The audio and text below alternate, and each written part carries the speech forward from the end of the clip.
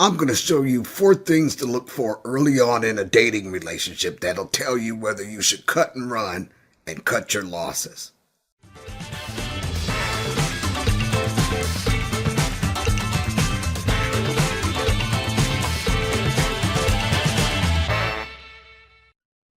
Let's recap what we covered in part 1 of dating apps. Rule 1, go with what you know and stop playing a losing game.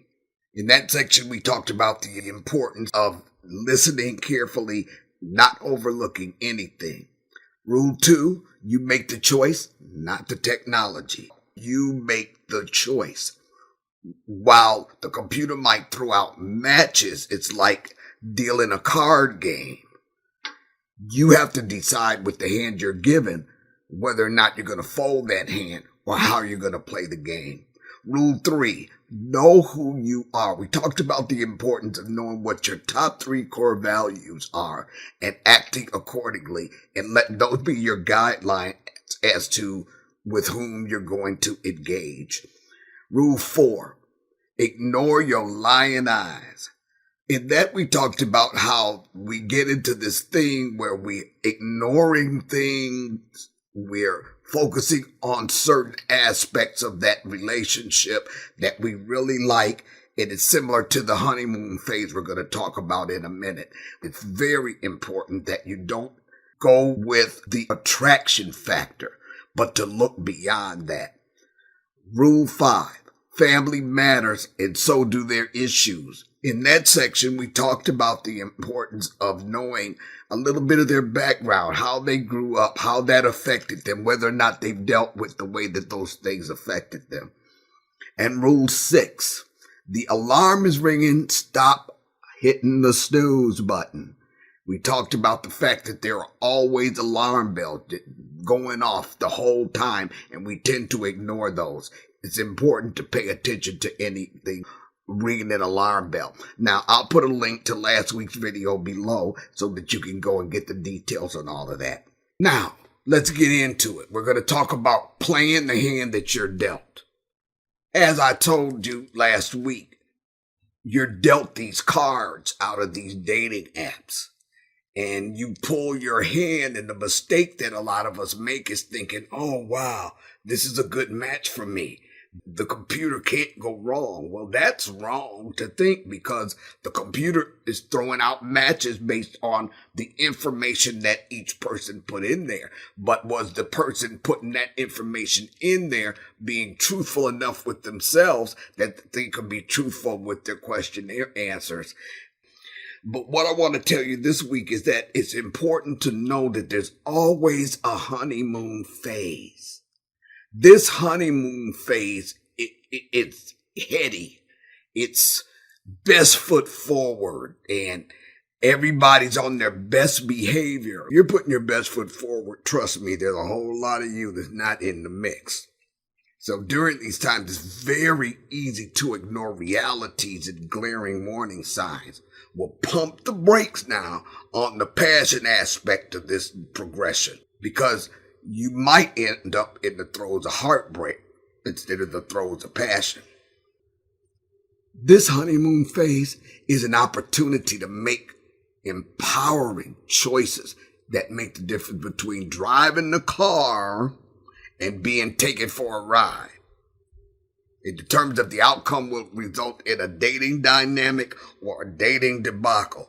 Now, this might require that you do less talking, more listening, and more observing in the beginning of the relationship. So put on your game face and let's dig in.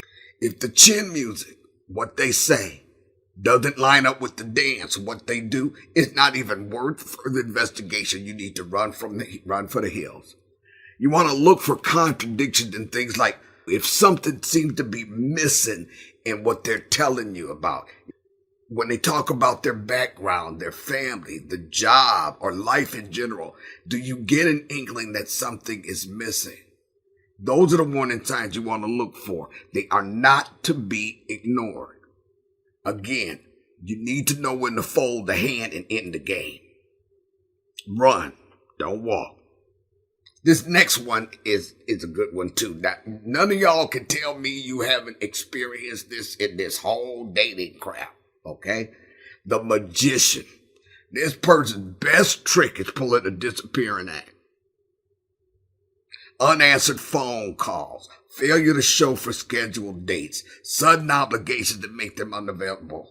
They will always be able to talk their way out of it. They'll always be able to apologize their way out of it, for a while at least. This is how they move the goalposts. They're not planning on doing any better, but they want to keep stringing you along. Oh, baby, I'm so sorry. It'll never happen again. Or explaining away what they did. The truth of the matter is, I'll bet you a dime to a dollar that your gut is churning the whole time that they're talking this mess. But hey, if you're anything like me in the past, you just ignored the whole thing, just kept on plugging ahead. No. This is not going to work unless that apology is backed up with evident change. The pattern will probably continue. Don't walk, run. Oh, yes, the blame game. It's everybody else's fault. Poor me. He did this, she did that, they did that. That relationship broke up because it was all their fault. This is never gonna work. You know what that tells me? When somebody is stuck in this blame game phase, they ain't ready. They're not ready. Because you have to own your own responsibility in the relationship. That tells me that they are stuck where they are not ready to own their own responsibility. And they're focused too much on what the other person did wrong or what they perceive that the other person did wrong. That's a warning sign. If this person is talking about a past relationship or multiple past relationships and it's always ending up in a it's all their fault scenario, you know what? Don't walk. Run. Trust me, your being in their life is not going to make any difference. At best, you wind up in their chain of blame for things not working out. Don't be next in line. Move on. Holy cow, you ever see somebody just blow up out of nowhere, or somebody that just completely couldn't cope, or they act like a little spoiled child throwing a tantrum when things don't go their way? Well, I call that the pressure cooker. And it's the best way to know if there's some kind of a relationship character issue with somebody that you're seeing. Observe them under pressure. How well do they function? If they can't have their way, are they throwing a tantrum? Are they blowing up and giving totally over the top responses to things that go wrong, or when they can't have that way, or when you tell them no? That's the pressure cooker. You do not want to stay cooked up with that. If you see that going on, you're not going to make it any better. I would suggest that you run, not walk. Run. I was in a relationship like that once. Okay, so this is what happened. They needed money or something. Okay, so I said that I would go to the bank, use my debit card, and get some money to loan them. Now, I'm in a relationship with this guy. And I decided I'm going to go by and pick up one of those pretzel things, Aunt Millie's or somebody. It's in all the malls. And I said, well, I'm going to go there and I'm going to get me a little something. And then I came home. Well, I couldn't find my card. Apparently, I had left it at the mall at that little place where I went to get the little pretzel. And when I came home and told them that I had lost that card, they blew up. I was counting on that card. Well, how you going to lose a card? Honey, grown man. Grown a man. You know what I want to say with the A. Boy, I was just the dirt that you walk on because I left my card.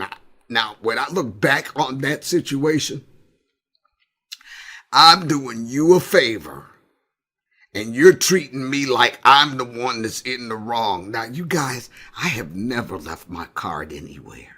Never, ever have I ever left my card anywhere. And I really believe that my leaving that card was a way to set me up to see what I was dealing with. You don't want to go there. It's never going to get any better, especially if you're dealing with grown people. They're grown up already. And they haven't dealt with that. That pressure cooker, that's a dangerous person. Move on. Okay, this one's a bonus.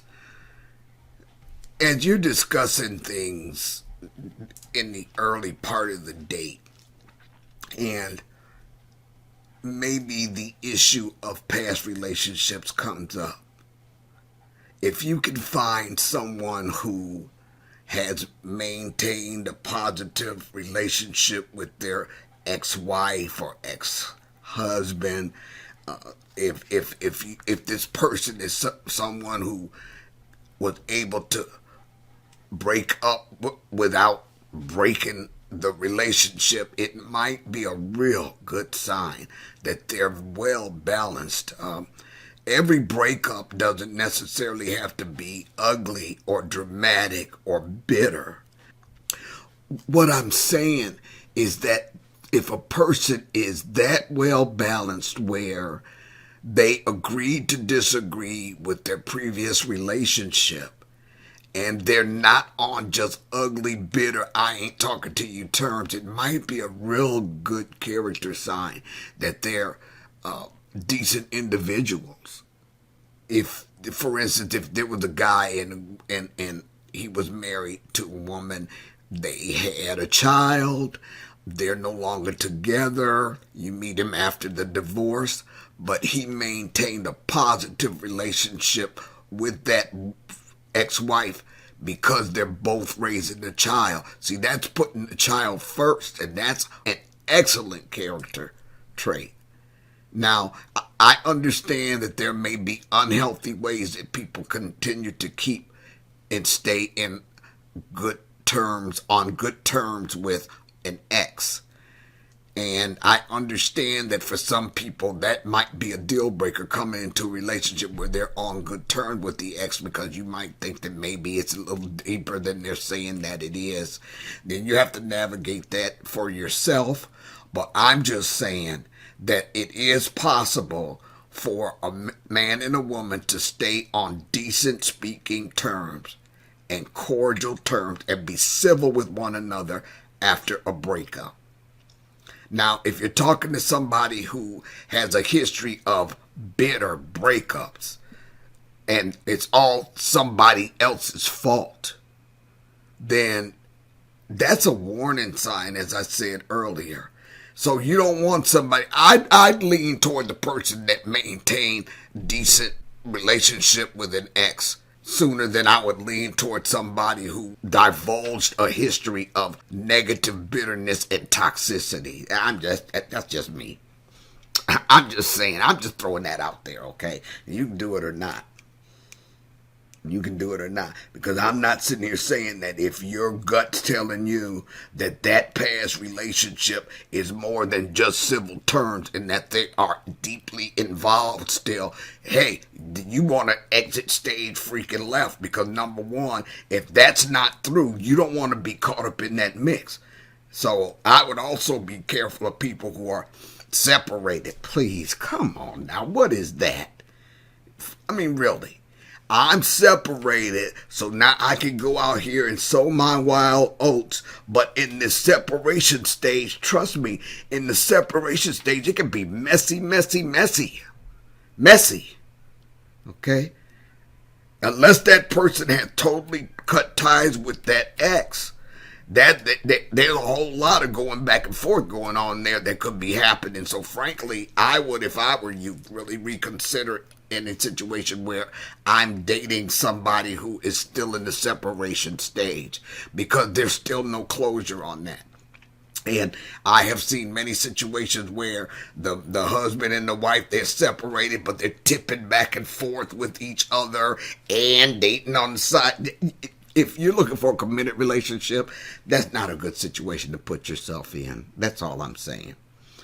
Well, that's it for today. I just wanted to cover a few things to look out for. Oh, and this too. When you're out on a date, the last thing you want to do is be telling everything, giving them the playbook. In other words, I think I mentioned this in part one. Do more listening than talking while you're on these dates and while you're in the back and forth stage on the apps. The more you allow somebody else to talk, the more information that they will reveal about themselves, and you just put it all in the memory banks and just take notes because you're going to watch what's going on after that. I'm just saying that it might not be the best thing to do for us to jump into a physical relationship too soon in it. See, I never understood this thing about 3 dates and we sleep together or 4 dates and we sleep. What? What is that? Oh, we're on our 3rd date, so I'm better. We're gonna. Really? I guess I have just been out of the mix too dang long. Because my thing is, guess what? You're going to need maybe 6 dang dates to determine whether or not this is a knucklehead you're dealing with. Okay? You need to be out with this person and observing them in lots of different life situations. You need to make sure that what they're telling you is not just chin music. You want to make sure that they are being authentic with you. You want to make sure that you know and draw boundaries with yourself. So in other words, we always talk about drawing boundaries with other people. You know what? Draw a freaking boundary and break it yourself is what can often happen if indeed you haven't drawn boundaries with yourself. In part 1, I talked about knowing your core values, knowing who you are. Knowing, and those core values being the deal breakers. You're not supposed to compromise that for anybody. Know who you are and stand your ground. Okay? Stand your ground. Be who you are. Know what you will tolerate and what you won't. And you learn all of that from making mistakes in the past. Now, anyway, I just wish you the best. I'm looking forward to seeing you again next time. And always remember that your greatest power is realizing the truth of who you are. Be sure to know that truth.